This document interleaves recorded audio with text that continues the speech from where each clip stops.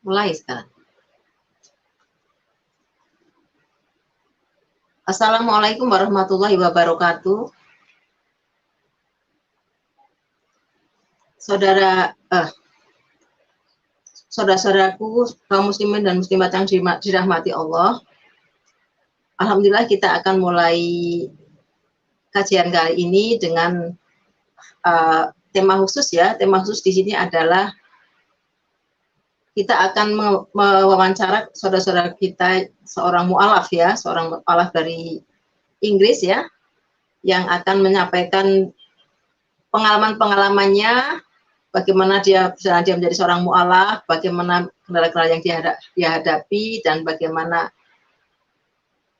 dia merasakan keindahan Islam di dalam hatinya setelah dia menjadi seorang muslimah. Ya, baik, kita kenalkan dulu saudari kita yang akan kita wawancarai.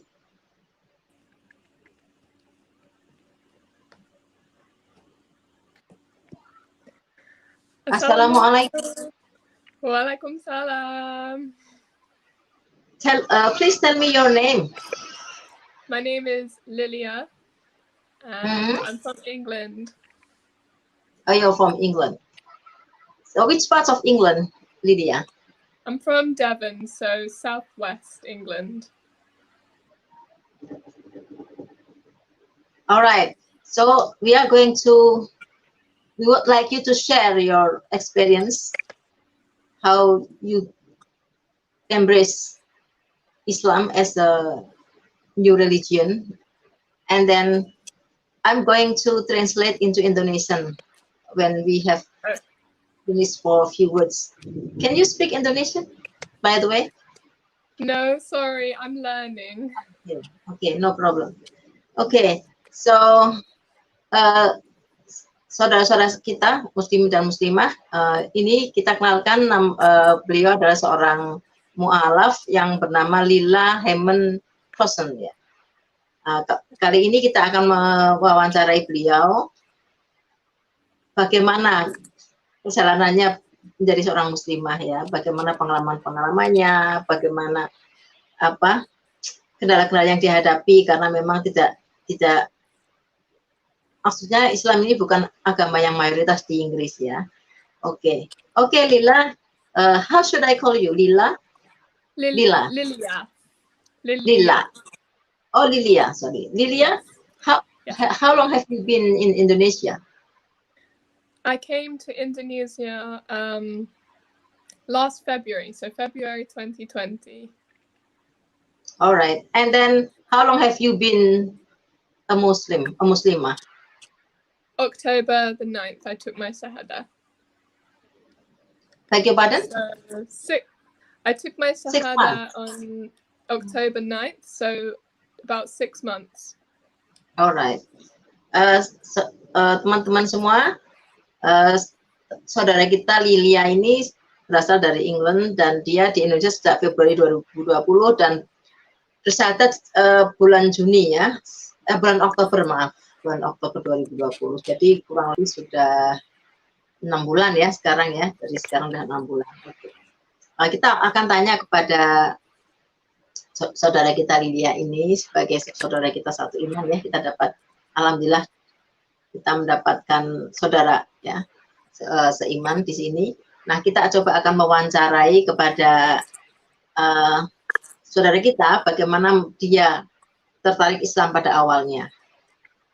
Okay, Lilia, I would like you to share your experience to our brothers and sisters in Indonesia. How, So I mean, the first time, how you become a Muslim? I mean, the first time that trigger you to convert to a Muslim.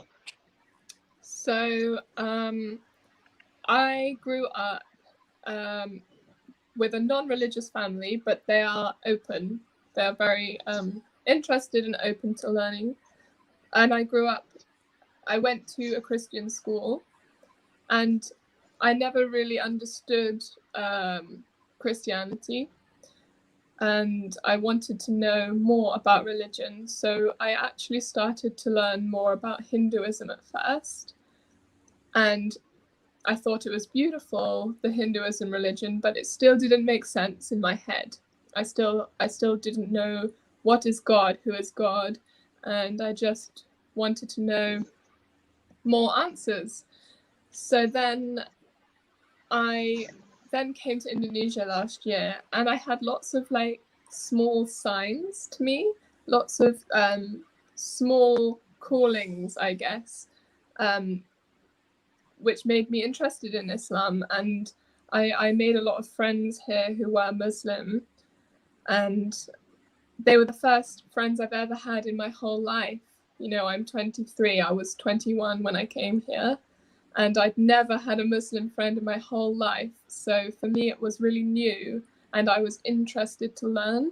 So I was often asking questions, and the people who I was surrounded with, maybe they weren't practicing their religion as they should be, but still they were interested in talking about it with me.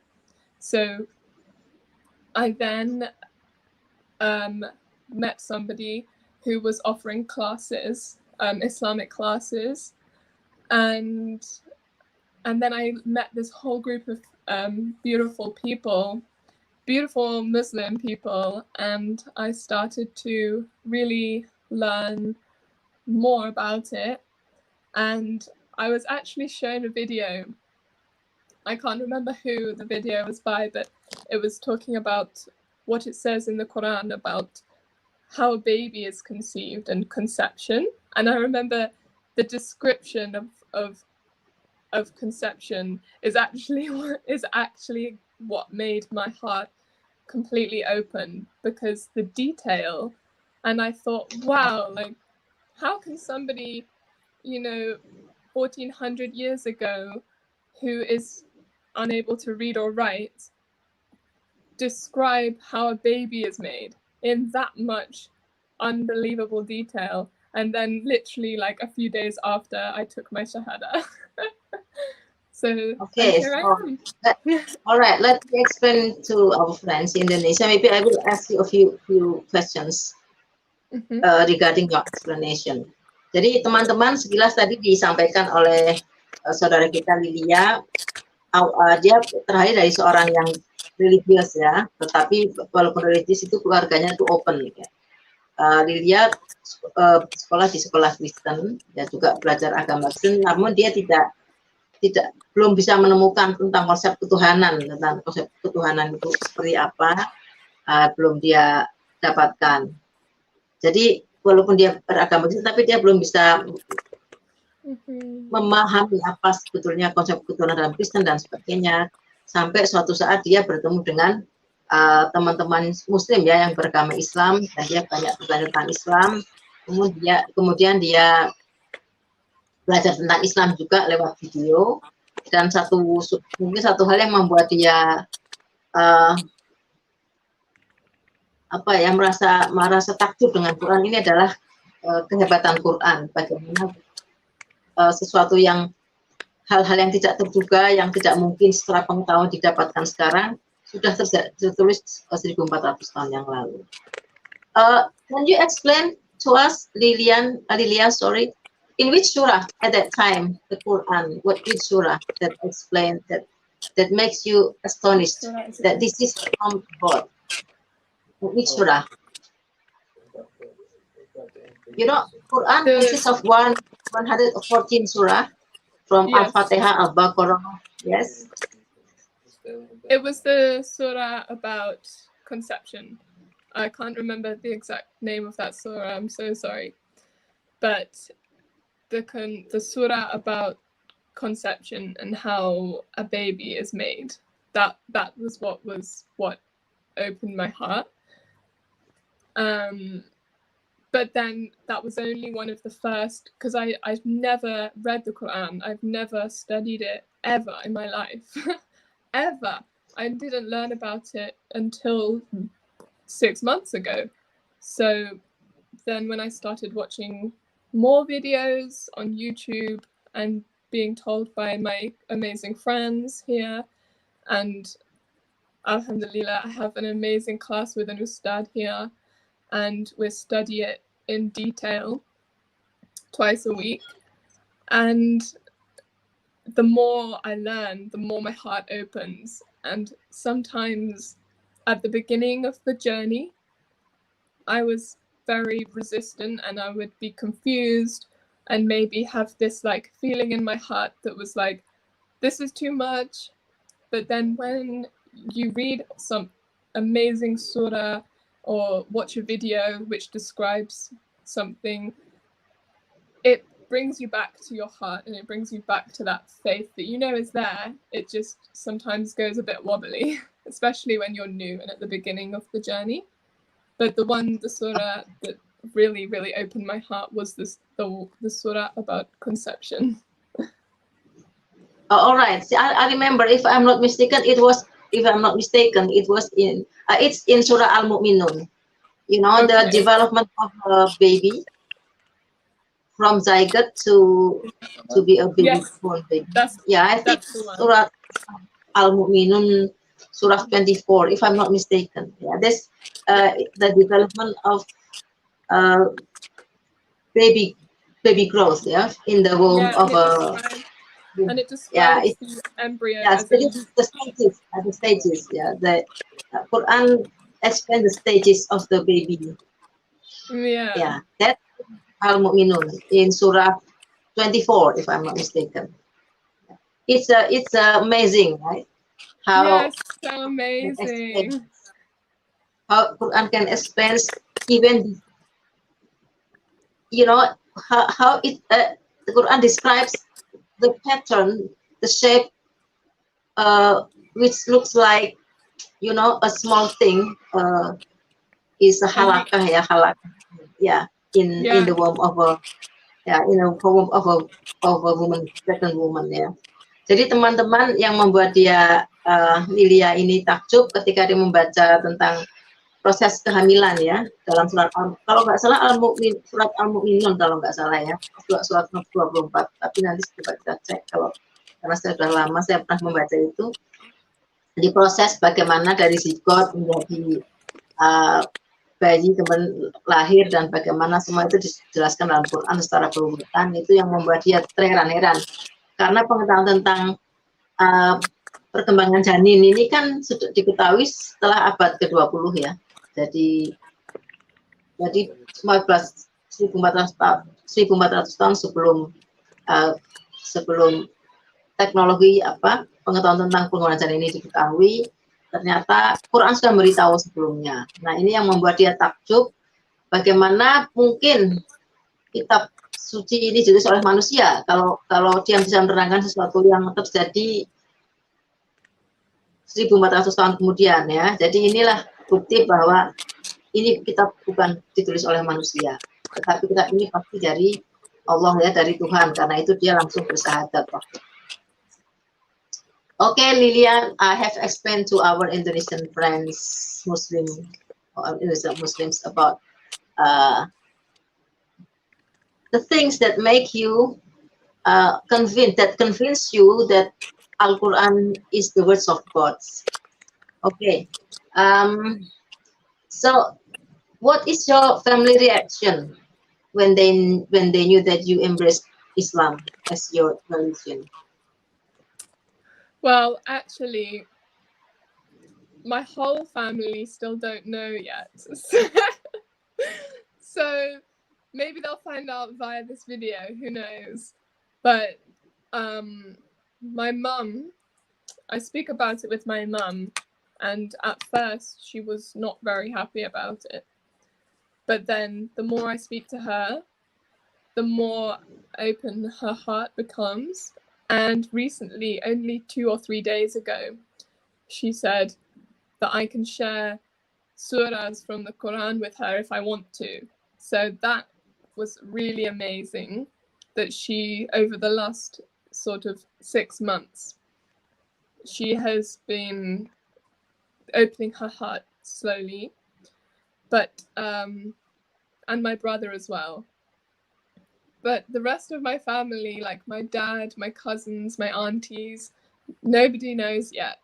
So I still need to tell everybody, because in the West, in England, Islam is viewed very differently to the way it is here in Indonesia, because I think it's because of the media and the way that they portray Islam is really wrong and it's lies. So I need to educate people on the reality and the beauty of Islam, instead of what they see on the TV all the time. But yeah, I think that my dad definitely has a long way to go in accepting me being a Muslim, but inshallah he will come and he will accept it. Inshallah, everything will be easier. Allah will help you. Oke, teman-teman, jadi begini, ketika saya tanya ke Lydia ya, bagaimana reaksi keluarganya? Pertama, memang ibunya merasa tidak suka ya, kenapa dia harus menjadi Islam, karena memang image tentang Islam kan di Barat memang kurang bagus ya. Ibunya kurang suka, kemudian saudaranya juga kurang suka, tapi sampai sekarang dia belum menyampaikan ke ayahnya, ke saudara-saudara yang lain tentang bahwa dia itu menjadi Muslim. Namun dia dengan hati-hati, dengan secara telaten, sabar memberitahu ibunya tentang Islam, bagaimana dia memahami Islam, bagaimana Islam yang sebenarnya, sehingga dia juga mulai men-share ya, mulai share itu mulai mengirimkan ayat-ayat Quran ke ibunya. Diberitahu ini loh Bu, ini sebenarnya Quran ini seperti ini. Bagaimana kehebatan ayat Quran ini dia sampaikan kepada ibunya ya. Saat ini ibunya sudah mulai bisa menerima Lydia ini menjadi seorang Muslim ya. Nah, ini perjalanan bagaimana tentang reaksi keluarga Lydia ini. Okay, Lydia, another question from you. Yes. Before you embrace Islam,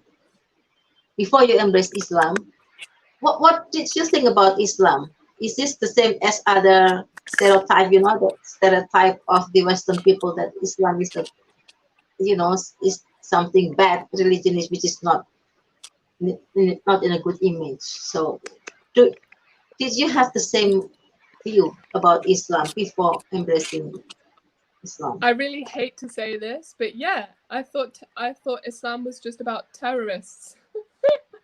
Astaghfirullah. But I really did. I just thought it was really violent, and I thought that women were being oppressed, and it was like, women just having to obey men and people killing people, and it's just absolutely the complete opposite. And I feel really sad actually that was what I perceived Islam as. I feel really heartbroken now that my whole life is what I thought, and still now people all over the world, my friends, my family, they still have that view, which is totally bizarre because it's the most peaceful, respectful religion with the utmost women's rights. It's all about women's rights, and I love that, and it's really eye-opening and inspiring, and I just think it's such a shame that people all over the world have such a misconception about Islam, and hopefully that will change.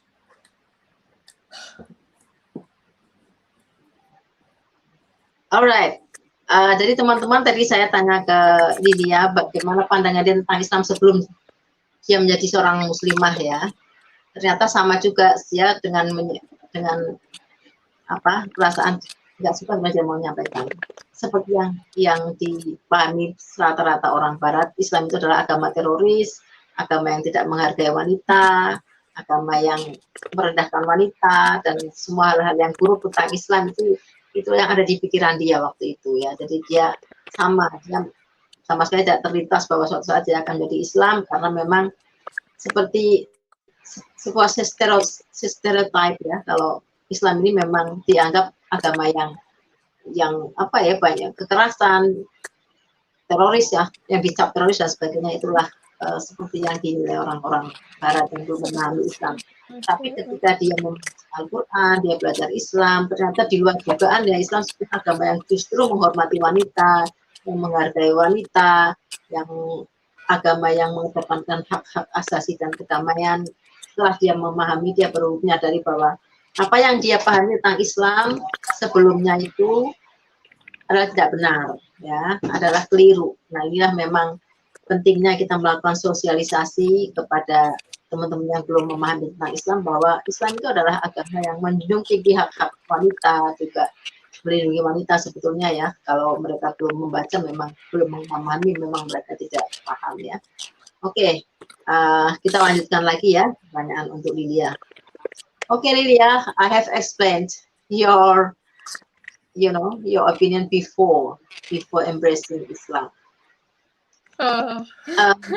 So, what is the basic of Islam is the Tawhid, that we submit to one God, submitting to only one God. This is the basic of Islam. And then, what do you think about the Tawhid in Islam?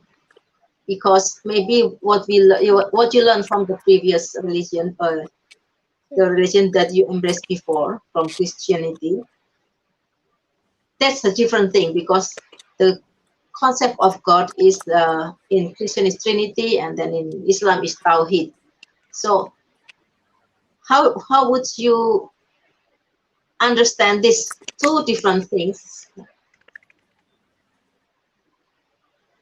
easily? I mean, it's not easy for someone who actually learn from the childhood about the Trinity, that the God is three but one, and suddenly change into the concept that God is the only one, submitting to only one God.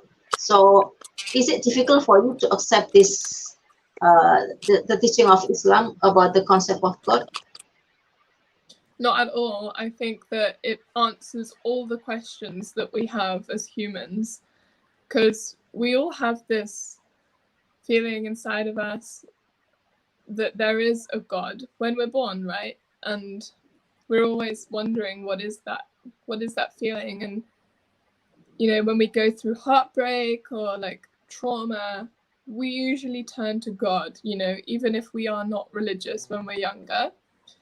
And I think that I always had that really strong feeling that there was just one God. There is that one light, that one path. So whenever I studied Hinduism, I was deeply, deeply confused, because I was like, how can there be hundreds and hundreds of gods, and one God for money, one God for love, and one God for health, and one. I was like, what's happening? I'm so confused. And then with Christianity, I didn't understand the whole concept of God in Christianity either. So then Islam answered all those questions, because there is just one God, and that is the truth. There is just one God, one path, one light, and it's so peaceful when you have that realization, because I felt really calm actually, and that's why I think when people do take their shahada, everyone cries, because it's an overwhelming sense of peace and understanding. And and then if I've had any sort of problems since being Muslim, I feel like I can handle them so much better, because you have that trust, you have that connection with just one divine. So I think that the concept of God in Islam has answered all of my questions, and it made so much sense to me straight away. Straight away, when somebody told me that there is one God, you know, that's when I realized, oh my goodness, this is so true. Thank you. Ya. Oke, teman-teman, tadi saya tanya ke Lilia, biasanya kan agak sulit nih bagaimana yang sejak kecil diberi pemahaman tentang karena dia seorang Kristen ya, jadi di sini kan sebagian besar adalah penganut Trinitas ya. Bagaimana dia yang memahami Trinitas dari kecil tiba-tiba harus menerima Tuhan yang tauhid ya, karena dalam konsepnya memang berbeda kan. Kalau dalam konsep tauhid itu memang Tuhan ini maha tunggal ya. Kalau Trinitas itu tiga yang tunggal, sama-sama tunggal tapi yang satu maha tunggal, yang satu tiga yang tunggal. Nah, dalam benak dia memang dia sempat juga ada agama-agama lain yang percaya banyak Tuhan, banyak dewa ya, banyak dewa juga ada dewa cinta, dewa dan sebagainya. Dalam Kristianiti dia juga mengetahui bahwa Tuhan itu adalah tiga yang tunggal ya. Nah, dalam Islam menurut dia inilah yang paling make sense ya, yang paling make sense, yang paling masuk akal. Tuhan itu memang maha tunggal. Maha tunggal itu tidak bisa entah menjadi pribadi yang lain. Kalau dalam Islam kan memang Tuhan adalah maha tunggal. Nah, bagi dia ini yang benar-benar membuat dia yakin inilah yang benar, bahwa Tuhan itu memang maha tunggal. Dan itulah tidak heran mengapa orang-orang yang bersyahadat banyak yang menangis ya, karena mereka benar-benar menyadari bahwa selama ini mereka salah memahami tentang tunggal ini. Nah, jadi mereka benar-benar merasakan menemukan Tuhan yang sejati. Tuhan yang memang benar-benar mereka cari adalah Tuhan memang Tuhan tauhid yang maha tunggal ya. Nah, inilah bedanya. Jadi memang kadang-kadang kita melihat teman-teman yang non Muslim mengatakan, teman-teman kita saudara-saudara yang Kristen, Isa itu sama, Isa itu satu, dalam Islam pun juga satu, dalam Islam juga satu. Dia yang cuman ehadnya ini beda ya, satu maha tunggal, satu tiga yang tunggal. Nah, ini yang memang berbeda ya, dan memang tidak bisa disamakan karena itulah perbedaannya ya. Jadi kalau kita mengatakan esa sama ya memang tidak bisa karena konsepnya itu memang berbeda. Oke, Lilia, can you continue? Can I ask you more? By the way, where do you live now? Where do you live now? I live in Bali, in Denpasar. Oh, okay. So, in which part of England do you live? Which part of England? It's a city called Exeter. Mm-hmm. All right. So in the county Devon. Yeah. So, yeah. Yeah. Okay. So now you live in Bali, and most of Balinese, they are Hinduism. They are not Muslims. But I think what influenced you most to become a Muslim is that you learn many things, Islamic article from the videos. It helps you much to understand Islam better, especially from the Discipline show. Do you learn from the videos about the Islamic religions, the teaching of Islam, besides your friends, right? Yeah, lots. Lots of videos. Lots okay. Yasmin Mogahed and Hamza Yusuf. Oh yeah, Yusuf Islam.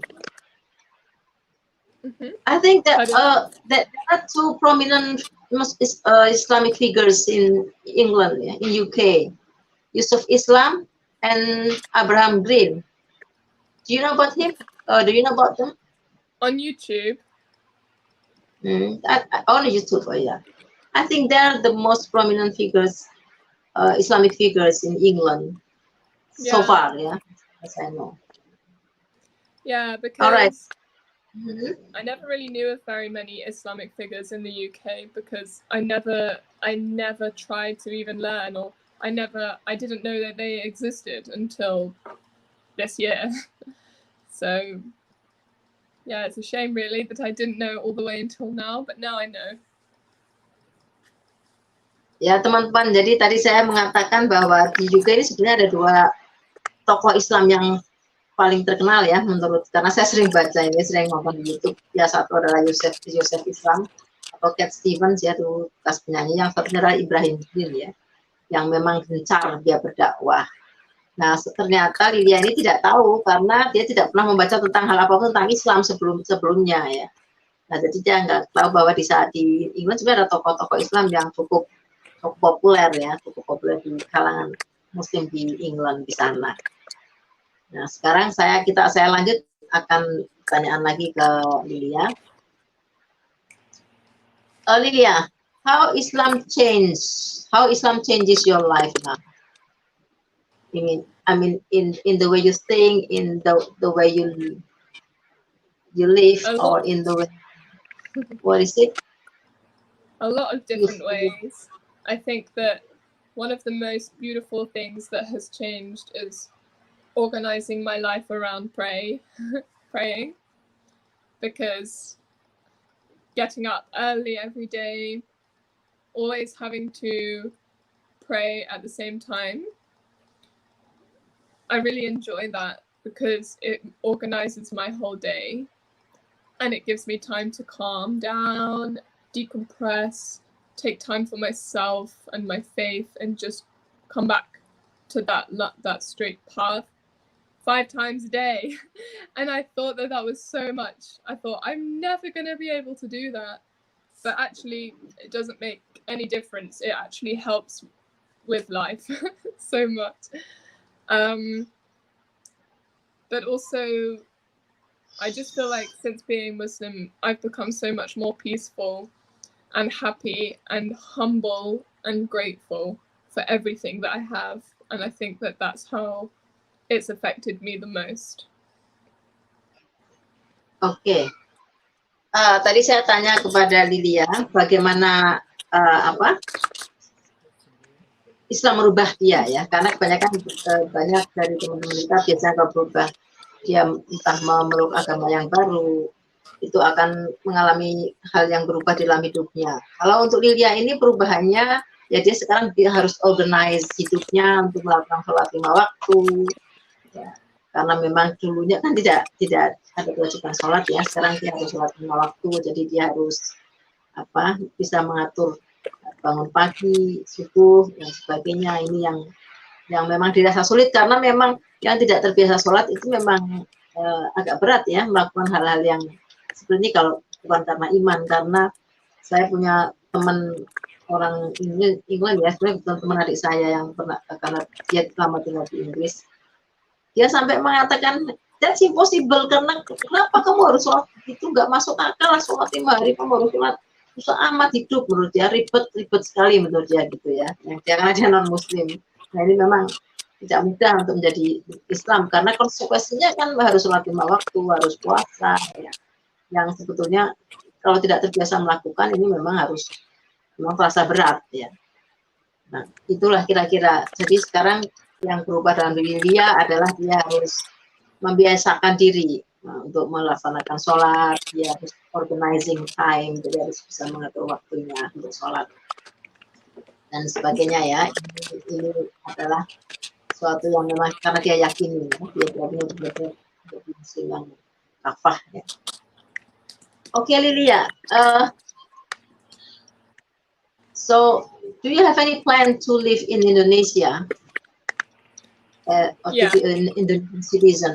Because here in the country you can learn Islam more easily, and then it's easy to find masjid, it's easy to be with friends among you who are Muslims, and there are many people also, they are fasting. Well, when you live in your country, you become the minority, not the majority. It's easier, to accept in the majority. So what is your opinion? Do you want to live here or do you want to go back to your country? I can safely say I just never want to live in England. I don't want to go back to the UK. I don't ever want to go. I just want to visit my family.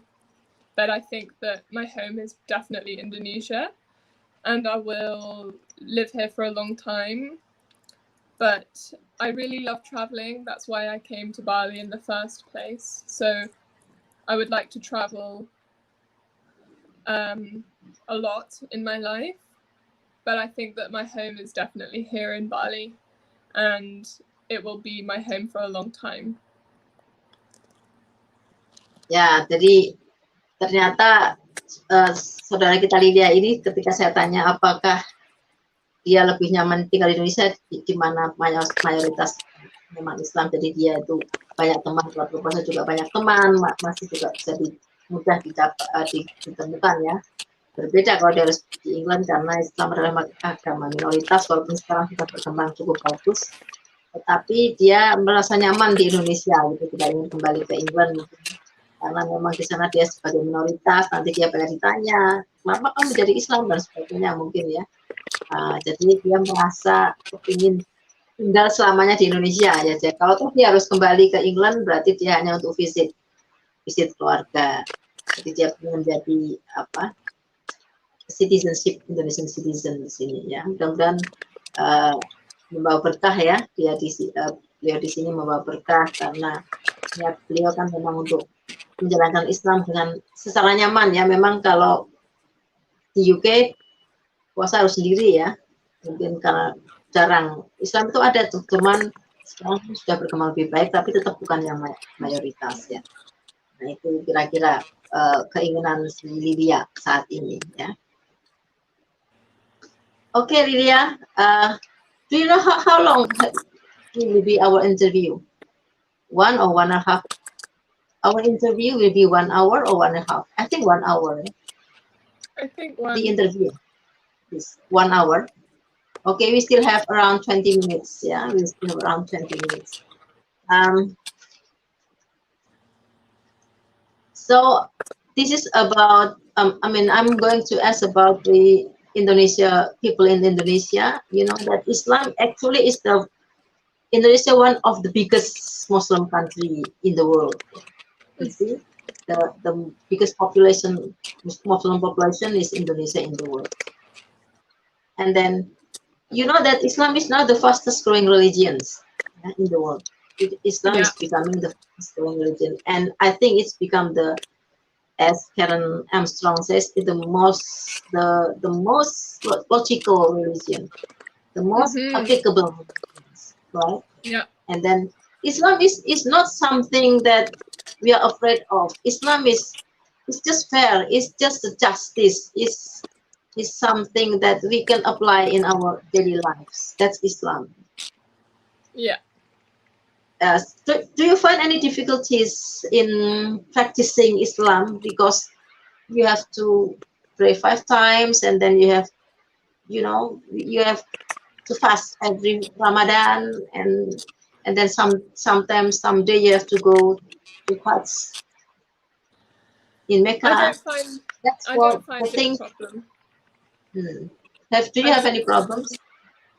No, I don't it's okay. find it a problem at all. I find it, I actually find it quite easy. I mean, right now, because it's nearly time for iftar, I'm tired, but it's fine. You know, I'm really enjoying my first Ramadan.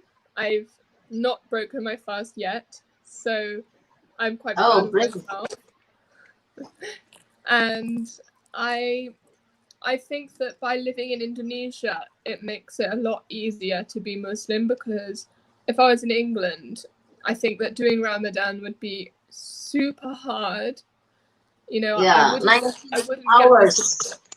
Yeah, 9 it's actually hours. More. Yeah, it's longer time. Yeah, and I just don't think I wouldn't get the support, you know, and there's maybe just one masjid in my whole city. Just one. But it's good that there's one, but still only one. And I think that it's by living in Indonesia, it's a lot easier to get the support, because I have an amazing friendship group and we all support each other and we hang out every day and we motivate each other. We have a little group chat where we send each other little bits of information and surahs from the Quran, and it's just really lovely to have that, because I wouldn't have that in England. And maybe if I lived in England, my faith would decrease. But that's why it's important for me to live somewhere like Indonesia, where I do feel supported, and I do feel like it's easy to do the fasting, and it's easy to do my praying, and it's easy to just be Muslim. So yeah.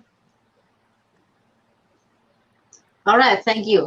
Tadi saya tanya ke dia, teman-teman, setelah dia menjadi Muslim, bagaimana, apakah berat menjalankan seluruh ibadah ya, jadi puasa, sholat, karena kita tahu sama Muslim pun ada beberapa yang berat untuk sholat, meninggalkan sholat, ada yang puasa juga tidak puasa ya.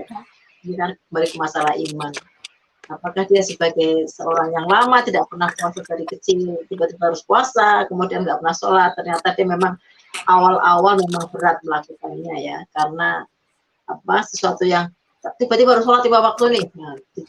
Nah, biasanya bangun siang, dia harus bangun pagi, tapi sekarang dia sudah bisa menikmati, termasuk puasa pun dia sampai hari ini belum putus, puasanya belum break ya, belum bolong lah kalau kita.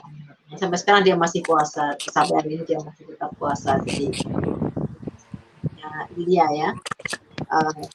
Memang ini menjadi teladan bagi kita yang belum, teman-teman yang belum kalau yang belum puasa dengan penuh, ataupun ada sholat yang kadang-kadang masih ditinggal, karena di lingkungan saya, tempat saya kerja ya, nggak tahu tempat yang lainnya, beberapa teman di lingkungan saya kerja pasti ada satu atau dua yang nggak mau sholat walaupun dia Muslim, ada yang nggak puasa walaupun dia Muslim, itu saya temui cukup ya, ada beberapa. Nah, ini beda dengan yang dilakukan oleh saudara kita Lilia. Dia benar-benar berusaha dengan sungguh-sungguh untuk melaksanakan semua kewajiban-kewajibannya sebagai seorang muslimah ya. Nah, nanti kita akan bertanya, waktu kita masih ada 15 menit lagi ya, Lilia. Okay, we still have 15 minutes to talk, Lilia. About the Quran, Quran is, we say this is a miracle. The Quran is actually a miracle in which people can learn by heart, even children of 5 or 6, yeah, although they don't know Arabic, but they can learn by heart. This is one of the miracles of Quran. There are still others. If you learn Quran in both science, in science and history, there are many things, lots of things that we can find that Quran is really a miracle. It's words of God. Yeah. Have you started to read Arabic? Because Quran is written in Arabic. This is the difference between the Bible. The Bible is translated to many languages. So Christians, they read their holy books based on the translations, which is different from one country to another. It's based on the language they speak. But the Quran, and also we have the Judaism, the Torah, the Tanakh, the holy book of Judaism, is written in Hebrew, and Quran is written in Arabic. So this is our compulsory, This is we are obliged to be able to read Quran in Arabic, and this is why every Muslim has an obligation to learn and read or read Arabic. What do you think? Have you started to read Quran in Arabic?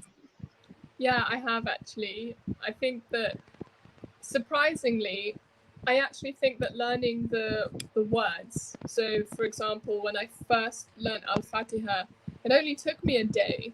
It took me just a day, and then I was already saying it, because it's actually such a beautiful language and it's really easy to learn.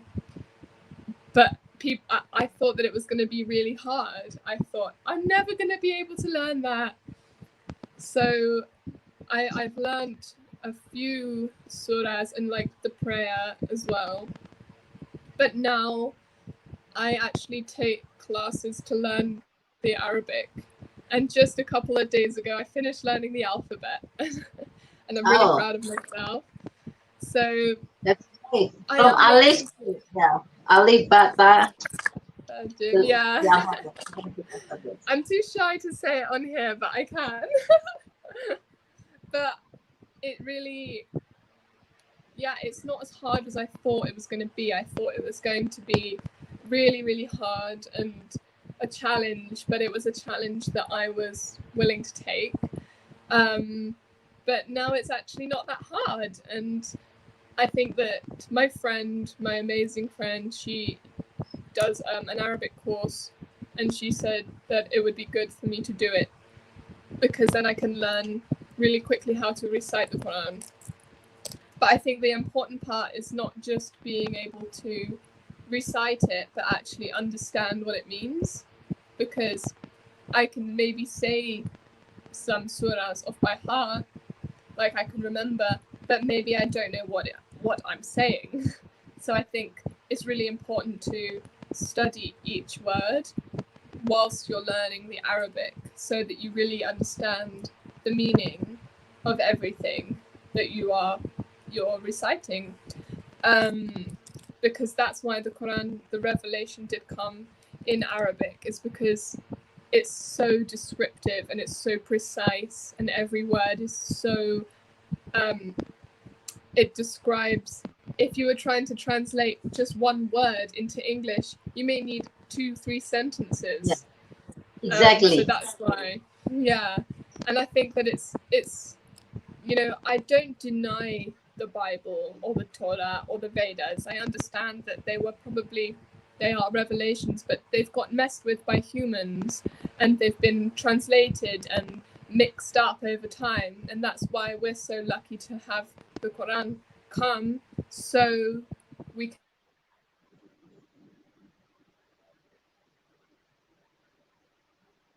Okay.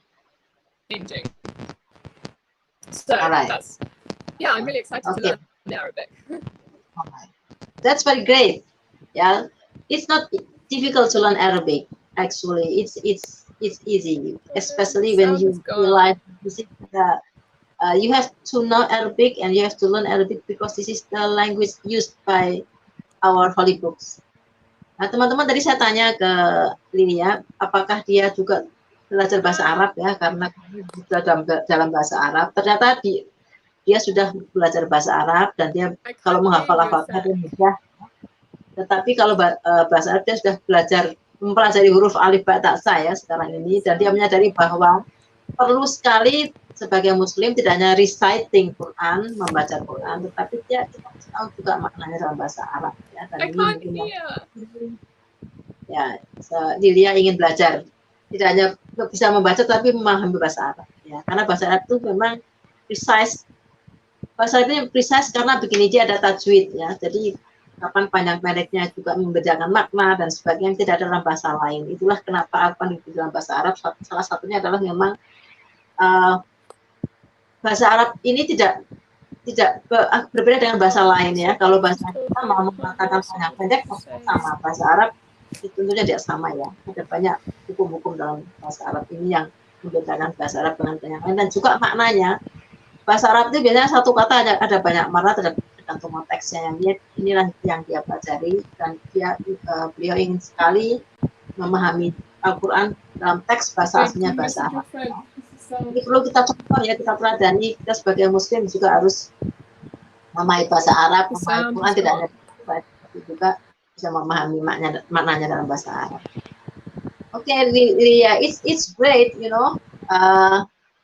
I appreciate that you start learning Arabic.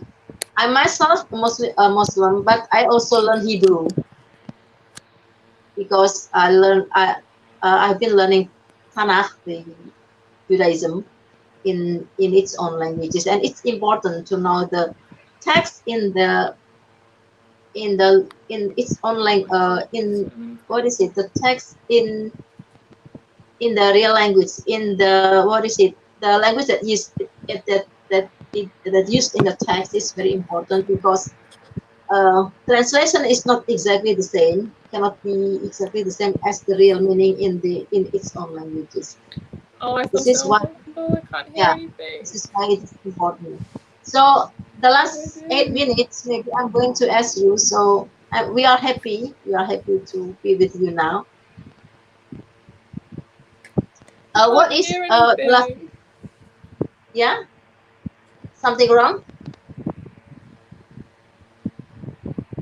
It's okay. I can hear you. So the last 5 minutes. What is your, Uh, uh, your good words, your message, your suggestions for our Muslims in Indonesia? Have you any suggestion? Have you any? Ini, maaf teman-teman, dia ada masalah dengan apa koneksinya. Jadi mohon maaf. Ini karena kita memang sebenarnya udah hampir selesai ya, tinggal 7 menit lagi 1 jamnya. Mungkin jawabannya habis atau bagaimana, dia tidak bisa melanjutkan, beliaunya tidak bisa melanjutkan. Tapi terima kasih, kita sudah selesai hampir 1 jam berbicara dengan Lilia. Ini nampaknya dia mau mencoba. It's okay, okay, yeah. yeah, okay. Actually, for the last 5 minutes, your comments for Indonesian Muslims, for your what's your suggestion for the last 5 minutes, please? I think that my suggestion would be to Indonesian Muslims is do your best to encourage people who are not Muslim in a graceful way.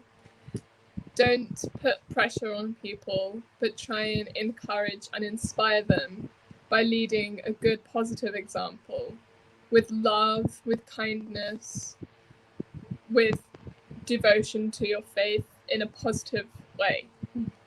That would be my top piece of advice. And yeah.